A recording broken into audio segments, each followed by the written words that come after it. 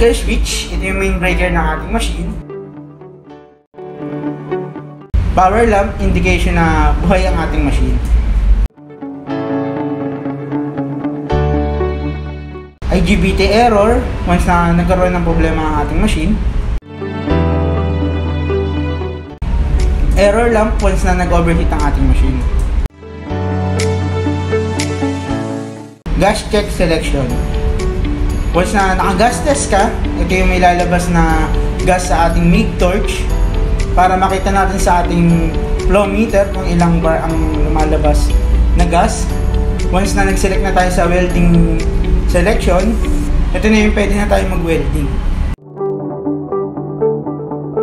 AB selector. Once na naka-individual tayo, ma-adjust natin yung amperahe pati yung voltahe. Once na naka-unitary naman tayo, ito yung ma-adjust lang natin yung amperahe, yung voltahe, yung machine na yung magbibigay ng tamang voltahe. Crater switch. Once na naka-crater on tayo, unang pindot sa ating MIG torch, ang ating adjustment ay sa ating wire feeder. Kapag binitawan natin yung ating trigger, ang adjustment pa rin natin sa ating wire feeder. Kapag pinindot natin ulit ang ating MIG torch, ang ating adjustment ay sa ating machine. Kapag naka-crater off naman tayo, ang adjustment lang natin sa ating wire feeder at tuloy-tuloy na ang ating paggamit.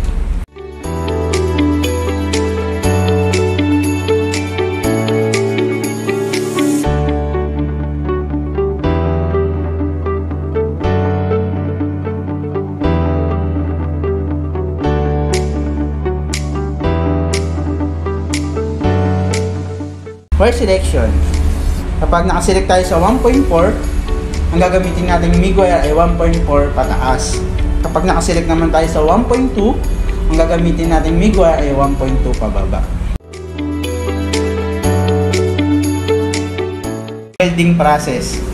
Once na nag-select tayo sa arc, ito yung pwede natin gamitin sa SMAW o gouging. Kapag nakaselect tayo sa CO2, ito na yung pwede natin gamitin yung machine natin sa MIG.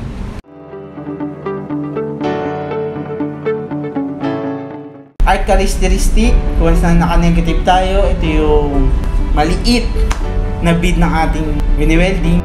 Kapag positive naman, kakapal yung ating bead. Arc gouging adjustment. Once na naka-arc function na tayo sa ating machine, dito na natin ma-adjust yung amperahe natin.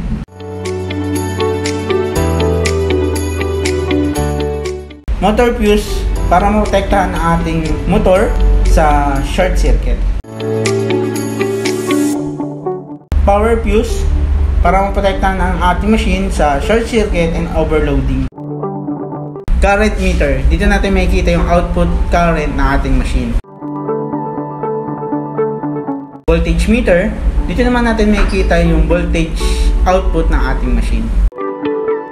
Ito yung ating amp adjustment. Ito ating voltage adjustment. Ito naman ang ating etching. Once na nagpapalabas tayo ng MIG wire sa ating torch. For mild steel, gagamitin nating MIG wire ay mild steel. Pag stainless naman, gagamitin natin yung stainless na MIG wire. For aluminum, gagamitin natin yung aluminum MIG wire.